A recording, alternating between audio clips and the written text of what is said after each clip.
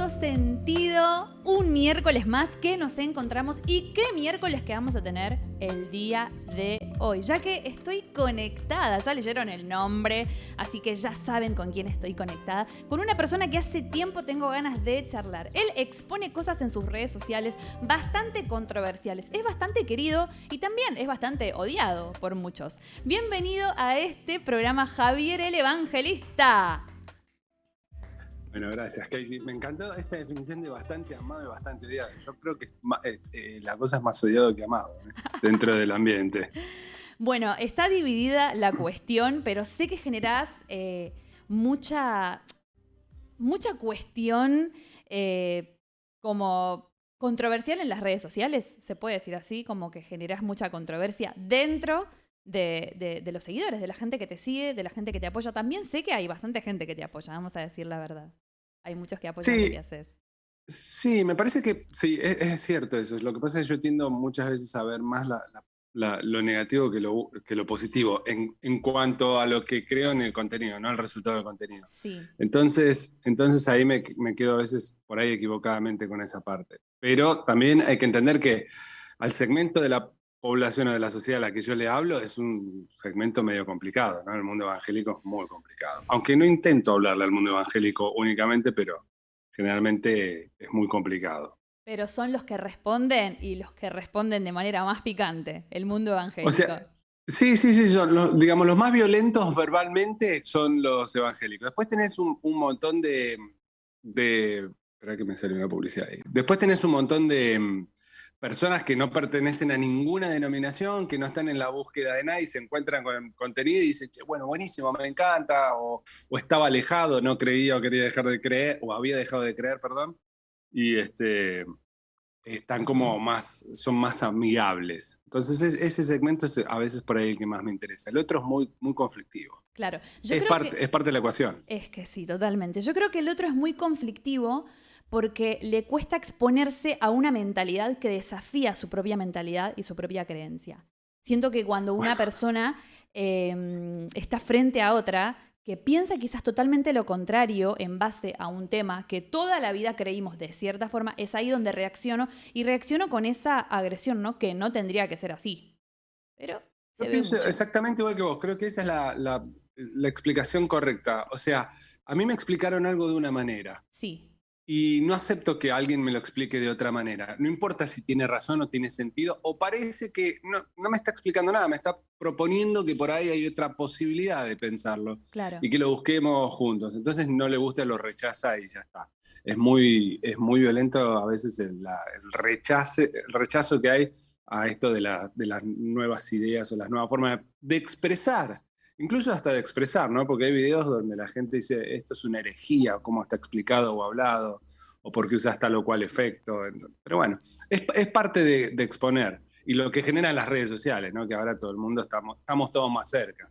Por ahí, si hubiera sido un personaje qué sé yo, de otro medio de televisión, donde no podés llegar a ese personaje, ni te enterás. Pero ahora todo el mundo siente que tenemos, porque a mí también me pasa. Sí. Tenemos derecho para contestarnos y llegarnos más cerca. Sí. Bueno, vamos a hablar de un par de puntos que observé de los temas que vos tocás, porque hay muchos que, digamos, pienso como vos y hay otros que no pienso como vos. Entonces dije, este programa me va a tener que expandir, me va a tener que llevar a otro nivel y a ver otros puntos de vista. Me encanta el término que usás para referirte a cierto sector como trogloditas del evangelio. Sí, el troglodyismo evangélico, sí. Me gusta ese muchísimo. Es muy fuerte. Es muy fuerte. Pero, ¿sigue la pregunta o es que arranco? No, te voy a decir algo en base a eso. Dale. Me encanta, me parece muy, muy fino. Es fino, el término es muy fino para el que lo sabe cómo delinear. Sé que te referís a cierto sector de lo que es el cristianismo, de la religión como estructurada, ¿no? Esa religión muy... no voy a decir primitiva porque lo primitivo quizás tenía muchas más cuestiones valorables que la religión esa que te quiere imponer o que intenta liderar tu vida dejando de lado tus propias decisiones. También hablas mucho de eso. ¿Vos crees que estos trogloditas, las personas que siguen a esta gente, es como que fomentan una especie ok, todos igualitos con la conciencia súper cauterizada, que son solo personas que se dejan guiar por un líder, llamado líder, pastor, o sea, el nombre que sea, dejando de lado el decir, ok, yo busco información por mi parte, como comida digerida que me da un pastor, no tengo ni idea si está en lo correcto o incorrecto, pero no voy a hacer mi búsqueda personal. ¿Sentís que va por ese lado el troglodita del evangelio, el evangelio troglodita? La sociedad en general, la cultura en la que vivimos, tiende a generar trogloditas en todos los ámbitos de la vida. Sí. Y por supuesto, no es la excepción. Yo creo que el evangelismo, el catolicismo, cualquier tipo de religión tiene una connotación absolutamente dominante. O sea, están diseñadas para que no pensemos más allá de lo que está propuesto. Y el troglodita, por supuesto, es consecuencia de una manera de pensar totalmente diagramada en el pasado, que evidentemente funcionó y sigue funcionando, entonces no se plantea nada. Un troglodita, para darle una definición un poco más profunda, es una persona, como bien vos la definís, que no se esmera ni tiene interés en buscar nada más allá de lo que le den de arriba para abajo. Claro. O sea, tiene una relación absolutamente verticalista con el mando evangélico. En este caso, con el mando evangélico. Después debe tener mucho verticalismo en otros ámbitos de la vida. Pero en algo tan primordial como es la relación con Dios, yo no puedo permitir que alguien me venga a decir cómo es Dios, porque yo creo que la relación con Dios es evidente que es distinta con cada uno de las personas que existen en este mundo. Tal cual. Entonces, esto de que un gurú de la verdad me va a venir a decir, entiéndase, gurú de la verdad, pastor o líder, del pastor para abajo, me va a venir a decir a mí cómo es la verdad o cómo tengo que entender yo la verdad cuando la mayoría no sabe hablar bien o no tiene comprensión de texto de estos gurúes de la verdad. Entonces está muy difícil que yo le pueda creer. Entonces, si alguien le cree a estos gurúes sin buscar y evaluar si lo que le están diciendo es cierto o por lo menos es congruente con lo que está escrito en las escrituras, entonces sos un troglodita. Un troglodita es aquel que no piensa, funciona, diría, automáticamente, sistemáticamente. Es un autómata, pero autómata hasta me parece un mimo. Para decirle, es demasiado bueno decirle autómata, un troglodita. Pero es de arriba para abajo, ¿eh? Y tenés estos gurúes rosas del evangelio que son los responsables de hacer este tipo de cosas. También son víctimas. Tenés un montón de términos muy interesantes. Gurúes rosas. Son gurúes rosas porque plantean un evangelio rosa. Cuando yo digo un evangelio rosa, mirá que yo soy el anticastigo, ¿eh? No es que yo soy bien blandito, no soy de que tenemos un Dios terrible que nos va a castigar, que es fuego consumidor, es amor y es fuego consumidor.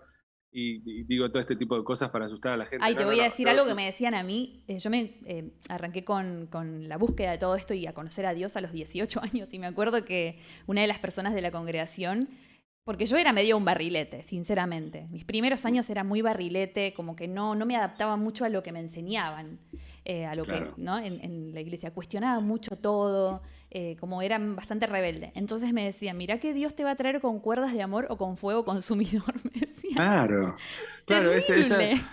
igual, a ver, vos decís, yo era un barrilete porque cuestionaba todo. Yo no sé si está mal, ¿no? O sea, ese planteo se me da a mí. No, vos sos, ¿por qué cuestionás a Dios? Entonces vas a ser un hereje. Hijo del mal, me escribía uno. Verruga de Satanás y todo este tipo de cosas. Bueno, yo leo esas cosas. Pero bueno, está todo bien. ¿Dónde me quedé? En que yo era un barrilete y no está tan mal que fuera un barrilete que cuestionaba todo lo que me querían imponer. Bueno, pero antes, no sé por dónde venía, pero la cosa es esa. No puedo. El tema de los gurúes del evangelio rosa.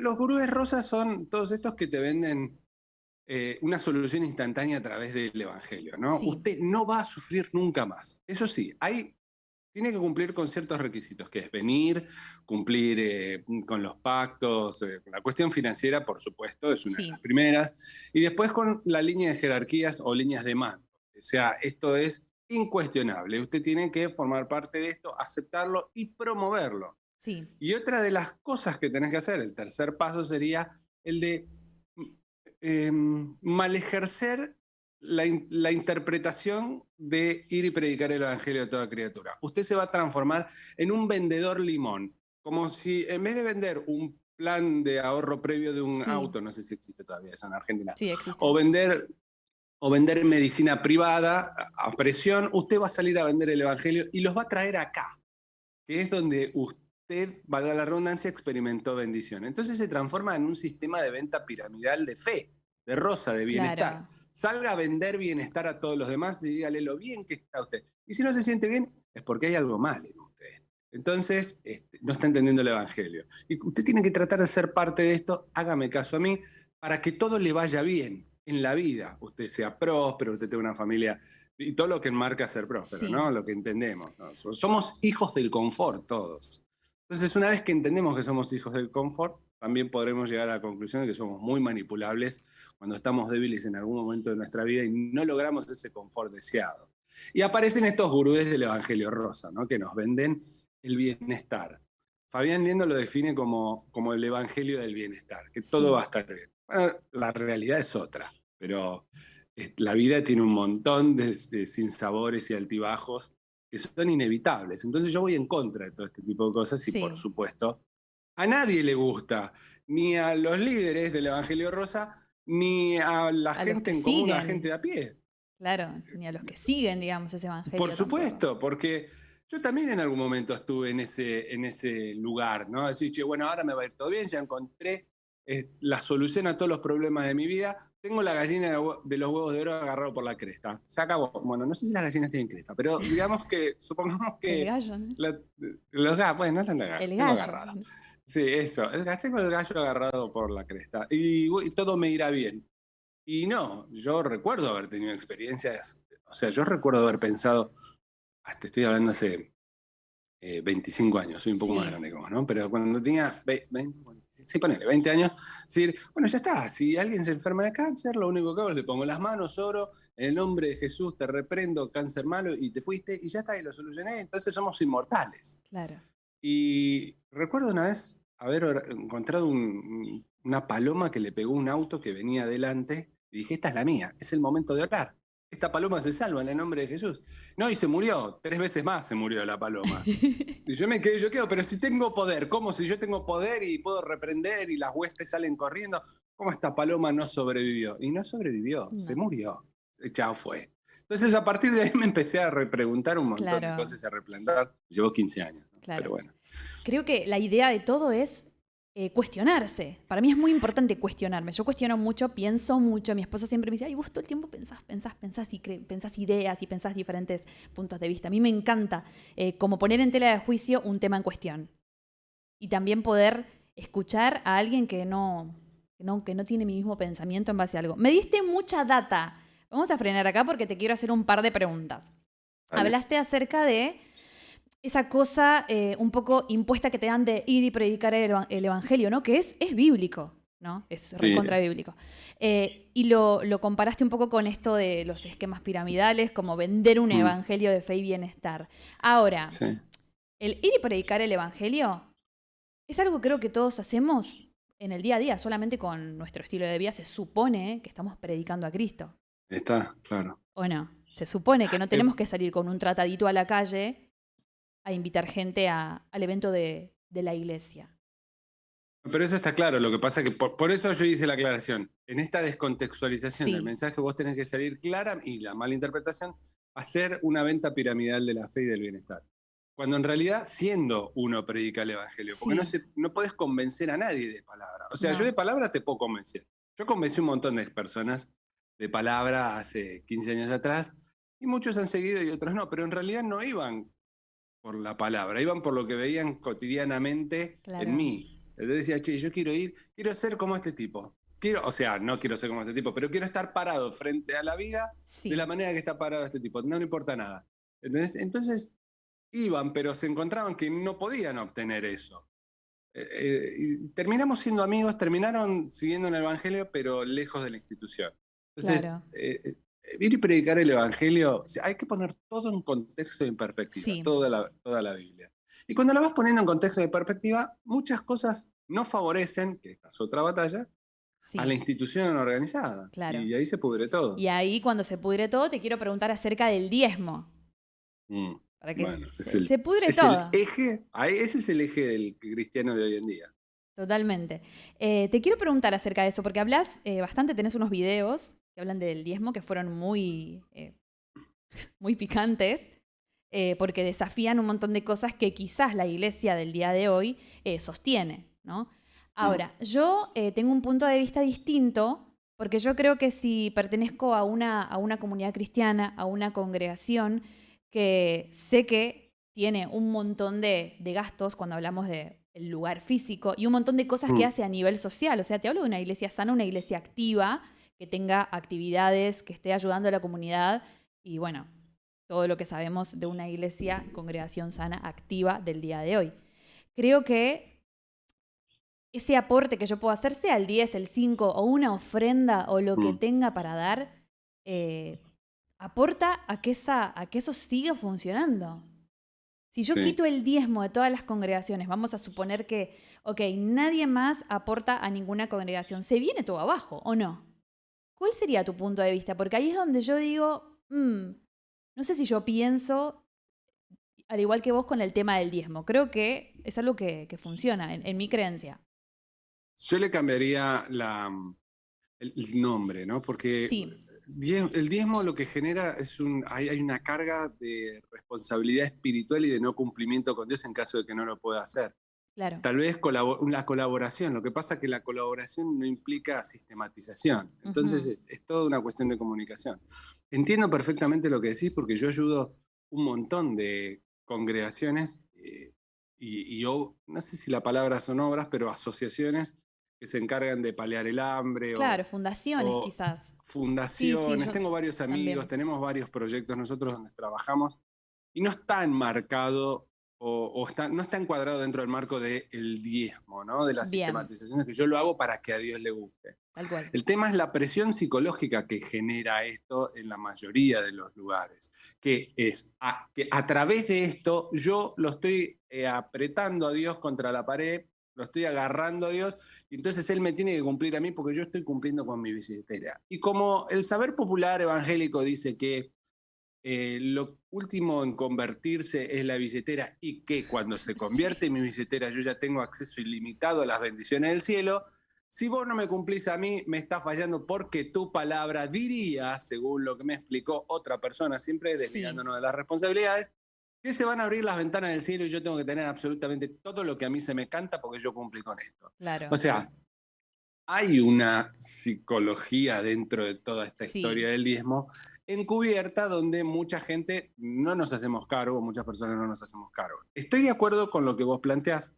No sé qué tipo de obra hacen. Yo sé que cumplen un rol social, sobre todo en países como en Argentina, las iglesias. Acá en Estados Unidos es distinto, pero cumplen una función social, de organización social, ya no en algunas veces no tanto la cuestión espiritual, que hay que solventarlas. Ahora, así como te digo una cosa, te digo la otra. La iglesia primitiva era equitativa, entonces yo no puedo pretender o no puedo considerar que está bien implementado el sistema de colaboraciones si yo veo que la línea de mando tiene un estándar de vida muy superior al del resto de los contribuyentes. Claro. Y acá se alinea un poco con el sistema de, me sale taxes, ¿cómo se llama? Impositivo que tienen los países. Impuestos, claro, los impuestos. Entonces, si yo voy a pagar una cantidad de impuestos enormes para no tener ningún tipo de servicio y que los que gobiernan mis impuestos van a tener una supervida, hay algo que no funciona bien.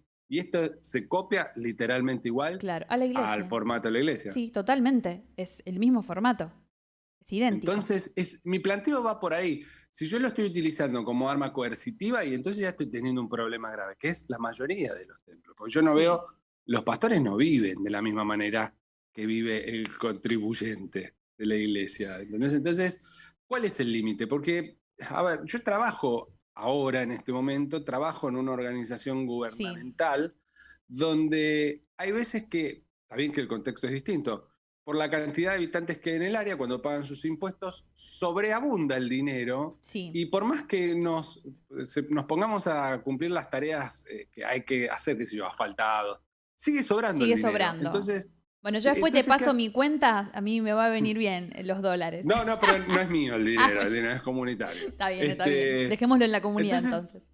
pasa lo mismo en las iglesias, o sea, ¿cuánto es el límite? ¿Cuándo es mucho? Claro. O sea, bueno, llegamos a los que teníamos que cumplir, nos sigamos guardando. Y el mes que viene sigamos guardando. Y nosotros siempre tenemos que seguir guardando. Bueno, entonces ha sido de bendición y ahora, qué sé yo, la línea de mando cambia los autos o cambia su estándar de vida y el resto sigue igual. Ahí hay algo que no funciona.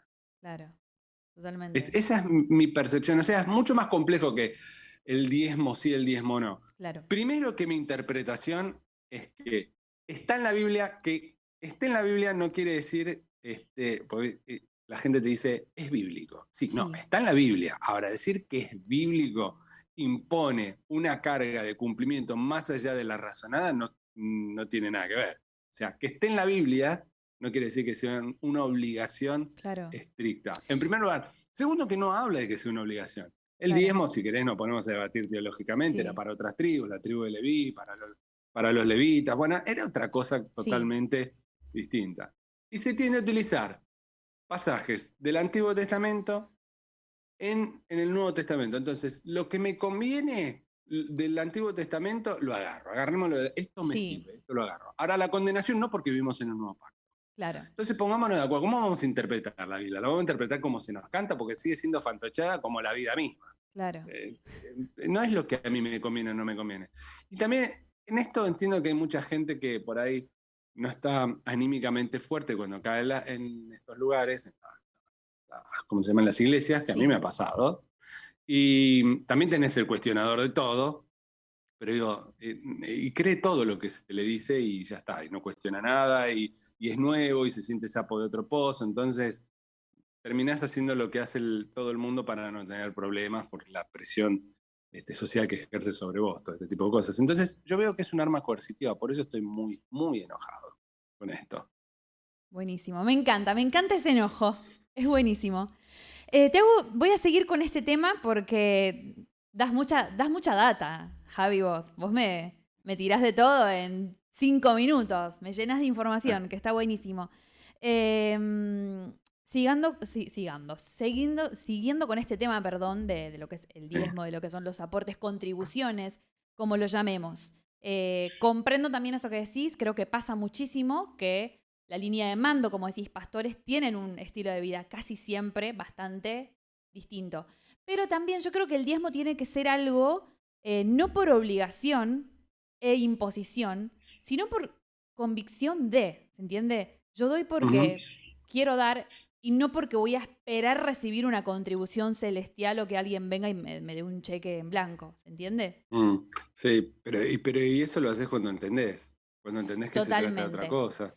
Y para entender hay que realmente buscar. Claro, es un proceso, pero tenés que romper. A ver, así como dicen que lo que más tarda en convertirse es la billetera del creyente, yo creo que cuando desarticulás el concepto de la billetera del creyente, empezás a obrar de otra manera. Y me parece que eso es lo más difícil. No es que se convierta la billetera del creyente a la ideología de algún pastor o de alguna denominación, sino que cuando la billetera del creyente no cumple ningún rol en la relación con Dios. O sea, yo no creo que mi billetera, ni dando ni no dando, sea determinante en mi relación con Dios. Y ahí creo que viene la diferencia. A ver, esto de Dios bendice al dador alegre, sí, claro, por supuesto que lo bendice. Ahora tenemos que definir qué es la bendición. Tal cual. Entonces, si la bendición es tener un retorno financiero, entonces Dios no bendice al transador alegre. Ahí está. Yo soy un dador alegre. Yo realmente a veces nos sentamos con mi mujer y, che, se nos va la mano por todos lados. Pero bueno, y se enoja, ¿viste? Y nuestro futuro y nuestro esto. Y a los 3 días estamos de vuelta encontramos una necesidad, la identificamos en alguno y vamos. Pero no creo que se refiera a una sistematización, insisto. Tal cual. Entonces, todos los meses tengo que poner el 10%. ¿Qué sé yo? Yo a veces por ahí pongo el 30%, a veces pongo el 70%, a veces, es verdad. Tal cual. Es así. Entonces, creo que viene por ahí. Bien. Pero no sirve vender esta idea porque también está el vago, ¿viste? El chanta que dice, bueno, es así, yo hago todo por Dios y en realidad no hace nada. No hace nada. No hace nada de nada. No entendió nada. Y también pienso que del otro lado puede estar esa pelea, ¿no? El liderazgo que pelea a la hipocresía del vago que va a la iglesia y quiere ser salvo y poseer todo porque sí. Tal cual. Y bueno, pero bueno, no nos toca a nosotros esa parte. No, claro que no nos tocó. Hay una frase en tu Instagram que la anoté textual, quiero que hablemos de esto. Dice, cuando el hombre no encontró a Dios, inventó la religión. Religión. También decís mucho la religión mata. Ahora, nosotros lo entendemos porque, bueno, conocemos de la iglesia, yo he pasado por varias congregaciones, algunas bastante trogloditas, otras como la que estoy ahora, con un evangelio sano. Pero si yo quiero que esto lo entienda una persona que no tiene ni idea del cristianismo, dice, estos me están diciendo la religión mata y ellos no van a una iglesia y ellos no se dicen llamar cristianos. ¿Cómo llevamos esto a luz de una persona que no tiene ni idea del evangelio? Y le decimos, la religión mata. A alguien que no tiene idea del evangelio, a ver, pero ¿en qué contexto? Hay gente que no tiene idea del evangelio y no quiere saber nada con el evangelio, y hay gente que no tiene idea y vos le hablás y, che, qué interesante. A esa persona que quiere saber y que te está cuestionando. Pero vos me decís que la religión mata y vas el domingo a la iglesia o me decís que sos cristiano. Porque relación lo vamos a tomar. Claro, bueno, ahí está. Ahí tenemos la interpretación, ¿cómo se llama? Etimológica de la palabra religión. Y es la que habla de la religare con Dios, que es una relación con Dios. Entonces, bueno, ahí está todo muy bien, todo muy lindo. Ahora, tenemos la interpretación etimológica urbana, que es la de que la religión es todo tipo de sistema organizado que conduzca o dirija la relación de la gente, no con Dios, sino con ellos. Entonces, qué sé yo, cualquier iglesia forma parte de la religión, el sistema religioso. O sea, hay dos interpretaciones. Acá, yo siempre hago esta diferencia, ¿no? Entre la usurpación de los títulos y la usurpación de las palabras. Religión, ¿cómo se llama? Iglesia, congregación, son términos que han sido usurpados y malformados, entonces en la gente como nosotros, nos ha quedado grabada una idea que es la incorrecta. Por ejemplo, iglesia no es cualquier templo de 4 paredes donde se junta un montón de gente a aparentemente hablar de Dios. Eso es una congregación, eso es un grupo de gente. La iglesia, el cuerpo de Cristo, no tiene paredes. Por eso quiero hacer la distinción de las interpretaciones de las palabras. Lo mismo con religión. Se ha usurpado el término religión para hacernos creer, o inconscientemente nosotros creemos que religión es todo lo que está relacionado a Dios, y cualquiera que hable de Dios y cualquier cosa tiene que ver con la religión. Entonces, yo le haría una distinción, es la religión organizada. La religión organizada y sistematizada mata. ¿Qué quiere decir esto? El hombre, cuando no encontró a Dios, inventó un mecanismo que aparentemente lo acercaría a Dios, pero cuando vino otro que dijo, che, esa no es la forma, al haber obtenido poder, porque estaba lleno de gente que no encontraba a Dios porque no buscaba a Dios, acalló al que verdaderamente buscaba a Dios. Y le dijo, el camino es el que nosotros decimos, no el que vos decís. No, pero yo tengo relación. No, vos no podés tener nunca relación porque nosotros decidimos que no podés tener relación, porque la verdad somos nosotros. Y este es el camino. Entonces, el hombre no encuentra a Dios de la manera que la religión se lo propone, que el sistema se lo propone, y arma la religión organizada. Se sistematiza, se organiza y, por supuesto, insisto, es coercitiva y te hace pensar, creer y hacer un montón de cosas que no tienen nada que ver con la... Te voy a frenar ahí un segundito, pero ¿vos no creés que la religión organizada, en cierto punto, es buena?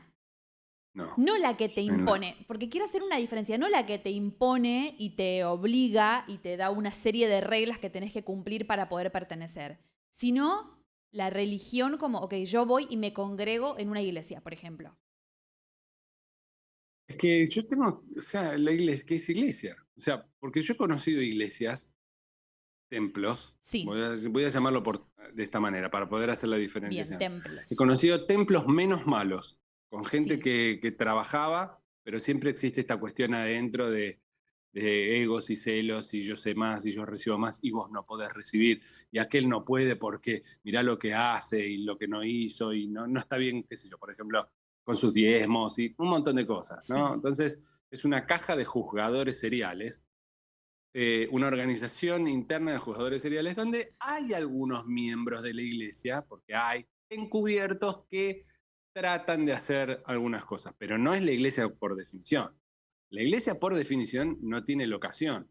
Entonces también me ha tocado ir ahora en el auténtico sentido de la palabra, según la interpretación y la experiencia que yo he tenido, a iglesias que no tienen ese tipo de organización, que son individuos que se juntan y trabajan de una manera violenta, que tiene un impacto violento en la sociedad y nadie lo nota y no están con todas estas cosas, a ver qué dijo, qué hace, qué no hace, porque están más allá del microproblema, del individuo, están en la causa. Y eso es natural, no es razonado. Y han tenido mucho más impacto que este tipo de iglesias que organizan eventos, que están muy lindos, que están muy buenos, pero yo creo que no sirven a la causa central.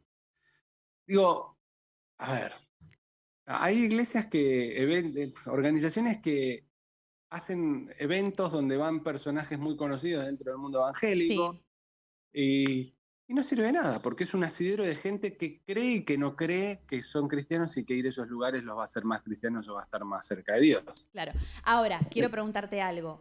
¿Qué opinas acerca, porque hablaste de eventos, de los eventos evangelísticos? Por ejemplo, acá en Argentina, bueno, Luis Palau, bueno, Carlos Anacondia era más de, bueno, toda esa cosa de carpa de liberación, que ahora también quiero hablar de eso, sanidad interior y ese tema que lo tocas mucho. ¿Qué opinas acerca del evento evangelístico? Entonces, dentro de tu sistema de creencias, ¿no sería efectivo realizar un evento de este tipo evangelístico? Yo creo que también todo tiene mucho que ver con la época en la que se ha transitado el Evangelio. Sí. O sea, había una señora, Catherine Kuhlman, que es la madre de todo este movimiento de las carpas. O por lo menos, digamos, no es la madre, pero fue la que le dio gran preponderancia a nivel latinoamericano, en Estados Unidos y Latinoamérica.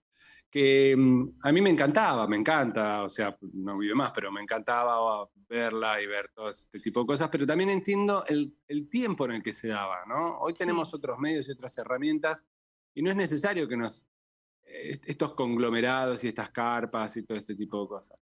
Estos eventos así evangelísticos masivos, evidentemente en algún momento y en muchas personas tiene que tener algún efecto positivo, pero digamos es menor. Creo que la mayoría de la gente de la que va a estos eventos como los que hacía Luis Palau, está convertida, es del palo, y algunos se convierten y muchos irán por idolatría, para definirlo burdamente. No, voy para agradar a Dios, tengo que estar ahí.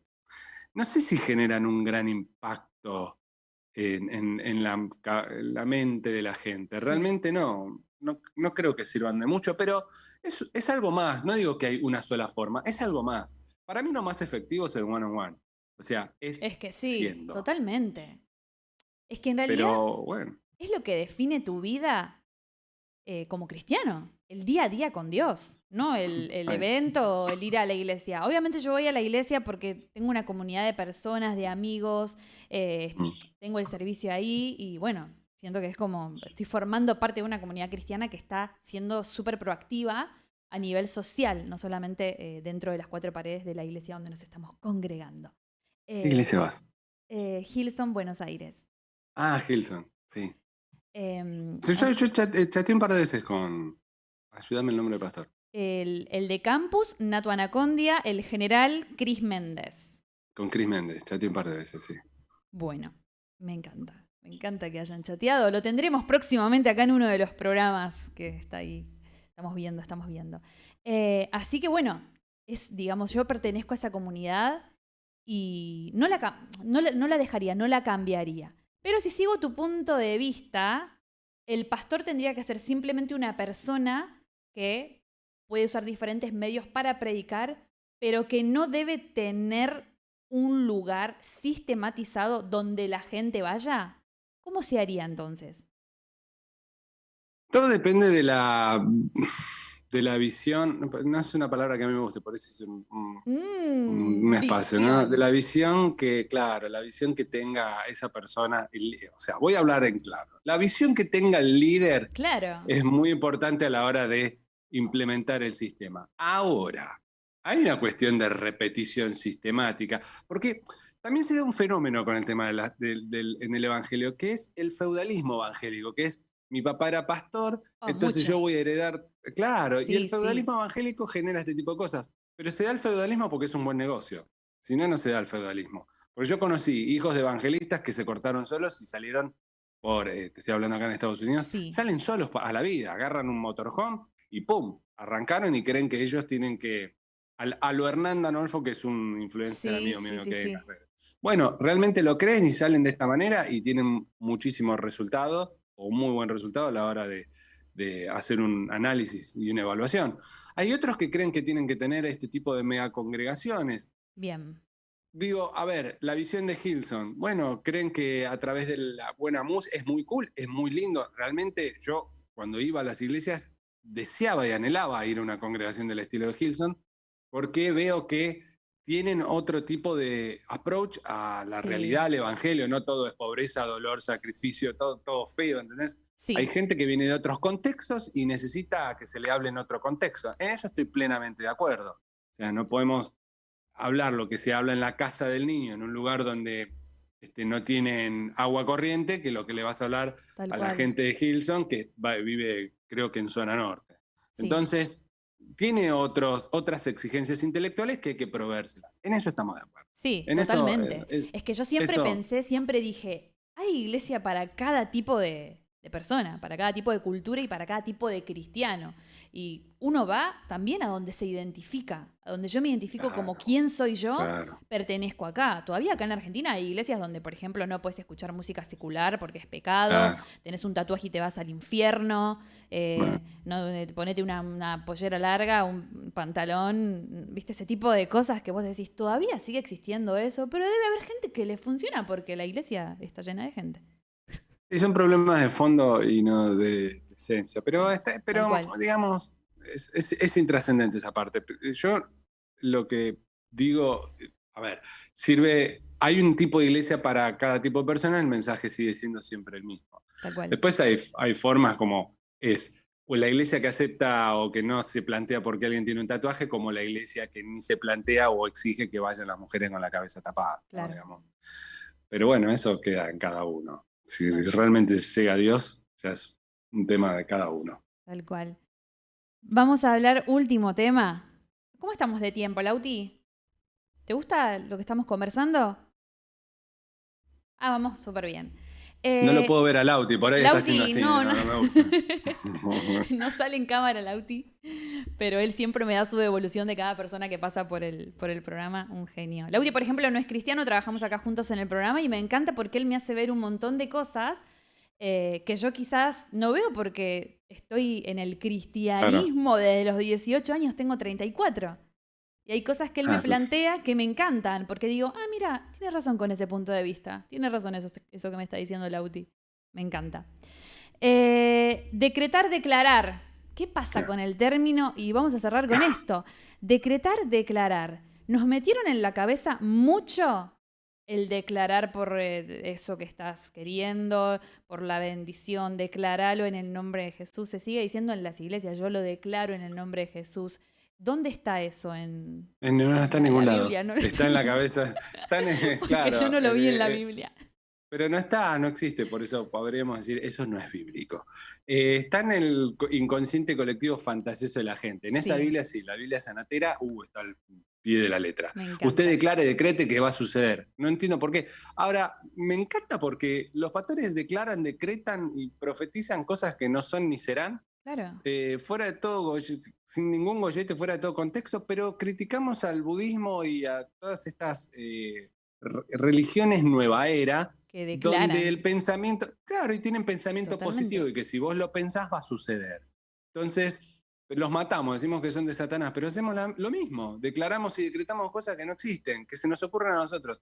Por supuesto, pasando por la oficina del jefe, ¿no? O sea, ¿cuál es? Que tu voluntad sea perfecta. Bueno, mi voluntad que sufras. No, pero yo declaro y decreto y hago un vallado de que no voy a sufrir. Pero va en contra de mi voluntad, que soy el rey del universo, ¿no? Es que yo soy un crack y vos estás adorándome a mí. Sí, no, pero en esta no te banco. Bueno, entonces no me bancás en ninguna. No tiene gollete. O sea, eso no es Dios, eso no es entendimiento, eso es alpiste para la gilada. Olvídate, vamos a declarar y decretar. No tengo una respuesta, declaro decreto, ya está.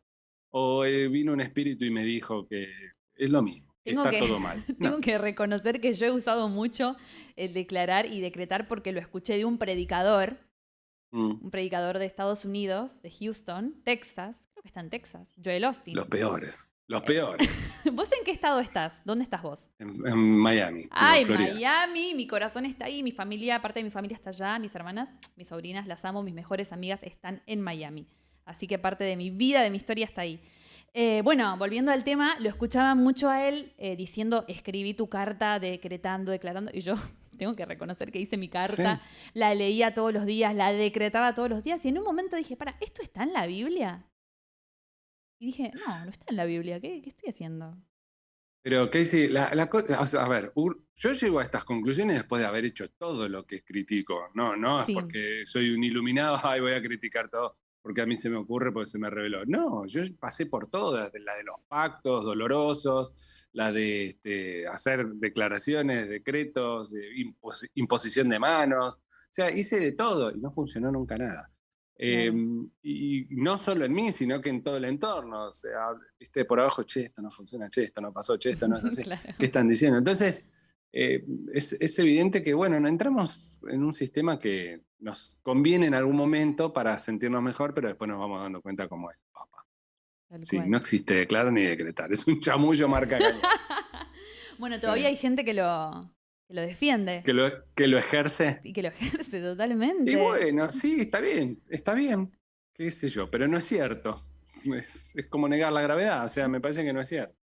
Que Dios es otra cosa. Yo llego a la conclusión de que Dios es otra cosa, que no tiene que ver cómo me va o cómo la gente crea que me va. Tal cual. Nosotros nos medimos en base a cómo nos va socialmente. Tiene guita, Dios está con él. No, pero es terrible perro, le mete los cachos a la mujer con todo lo que es. No, pero tiene plata, Dios está con él, algo quiere el Señor con él. ¿No viste? Es algo muy parecido a lo que pasa con Donald Trump acá. Es un bandido, el gordo es un bandido, realmente. Y está todo bien que sea un bandido, pero es presidente y fue presidente sí. Y es un hijo de Dios. Pero porque tiene guita, si yo soy ¿entendés? El más pulgoso de todos, no está Dios conmigo.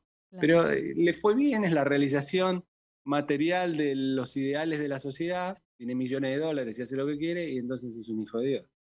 Creo que pasa por ahí. Nuestra escala de valores está totalmente tergiversada. Más que nada por los valores de acá, de donde nos movemos. O sea, el dinero claro. Es la fuente con la que claro, se maneja. Es el Dios de este mundo. O sea, se maneja todo con el dinero. Sin duda. El impacto cultural tiene valga la redundancia, un impacto violento en nuestra forma de pensar y percibir. Tal cual. Bueno, interpretamos mucho la realidad en base a cómo somos nosotros y a lo que vamos creyendo nosotros, no siempre a cómo realmente es. ¿Entiendes dónde quiero ir? Sin duda, no, sin duda. Es que el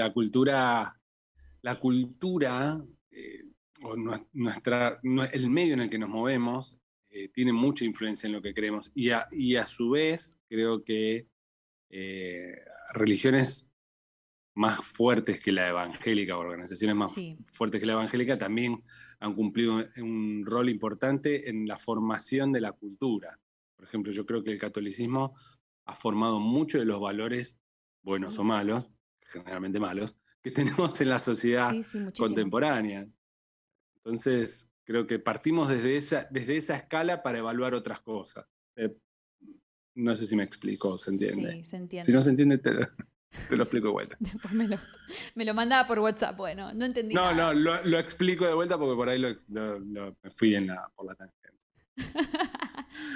Pero bueno, eso creo que la escala de valores sociales cumple un rol fundamental a la hora de descontextualizar todo lo que pensamos en la iglesia. Tal cual. Así que, señoras y señores, hay que cuestionarnos más. Eso es lo que yo opino. Sí, me parece que es natural. O sea, yo realmente no es que digo, a ver, hoy me quiero cuestionar Juan 3:16. Vamos a cuestionarnos Juan 3:16. No, es un día que te despertás. Es una secuencia natural de la vida, ¿viste? Que vas planteándote esto, tenés la respuesta a aquello. Te encontrás con algún personaje en las redes que tiene mucho conocimiento, con amigos, y entonces vas avanzando en el desarrollo de la idea del evangelio y en el entendimiento. Y a veces también en el desentendimiento, porque muchas veces me ha tocado volver para atrás en un montón de cosas. Es decir, es por acá y no es por ahí. ¿Entendés? Por ejemplo, qué sé yo, hay cosas como el infierno que siento que no la voy a poder resolver nunca. No tengo una explicación o un entendimiento claro acerca de eso. Pero bueno, lo hable con quien lo hable, todo el mundo tiene una visión absolutamente distinta. Sí. Y bueno, hay veces que voy para adelante, a veces voy para atrás, es un back and forth, o sea, voy de atrás para adelante todo el tiempo. Totalmente, tal cual. Bueno, muchísimas gracias. Estoy súper agradecida por tu tiempo. Me volaste la cabeza realmente porque desafiaste un montón de conceptos que yo como creía de una manera y ahora me estás mostrando como otro punto muy interesante y me encanta. Así que Javi, muchas gracias por haber participado en este programa. Espero que no sea la primera vez. Después vamos a leer ahí los comentarios de la gente para... Los comentarios van a ser salvajes, olvídate. Van a ser salvajes. Pero bueno, yo te agradezco muchísimo que me hayas invitado. La verdad siempre súper con buena onda me hablaste y todo. Me encantó. Bueno, debo confesar algo antes de que termine el programa. Yo le hablé por Instagram a Javier el Evangelista, claramente porque era el único medio de acceso que tenía a él. Gracias a Dios que tenemos redes sociales para estar un poquito más cerca y llegar a las personas que queremos llegar. Y varias veces te mandé un mensaje y yo dije, no me va a leer nunca. Tiene muchos seguidores y yo estoy como en las solicitudes de mensaje que por ahí ni siquiera las abre. Entonces por ahí mandaba un mensaje, después me arrepentía y ponía anular envío. Porque dije, no sabía que me habías mandado varios.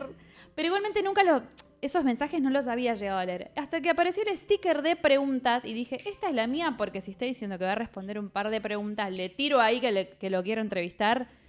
Iba a tener que decir algo, ni sí, ni no, ni blanco, ni negro, pero una respuesta me va a dar. Así que bueno, te quería confesar eso, que mandaba el mensaje y al ratito veía, no, lo anulo el envío, no lo va a ver. Pero, ¿sabes qué? Yo no sé por qué, yo sé que nos tenemos que ir, ¿no? Pero hay esta cuestión de que somos inalcanzables porque tenemos un montón de seguidores y son seguidores nada más. Somos personas, básicamente. Entonces, yo me siento muy accesible. O sea, a mí también yo le escribo a gente y digo, ¿me contestará o no me contestará? Y digo, ¿por qué no me va a contestar? Me tiene que contestar. Claro. Y bueno, y ahí se genera, por supuesto, ¿por qué no me va a contestar? Bueno, y así que buena onda ahí, pudimos charlar, así que súper agradecida, muy agradecida, en serio. Te despido, te mando un beso muy grande y a ustedes, queridos teleoyentes se dice, ¿no? Cuando me están viendo y escuchando. Bueno, sí, teleoyentes, muchísimas gracias por acompañarnos otro miércoles más. Espero que te haya desafiado el programa del día de hoy, tanto como a mí. Que Dios te bendiga muchísimo y recuerden que hay que vivir con cierto sentido de amar y de dar, porque en fin, la vida se trata mucho de eso. Chau, chau.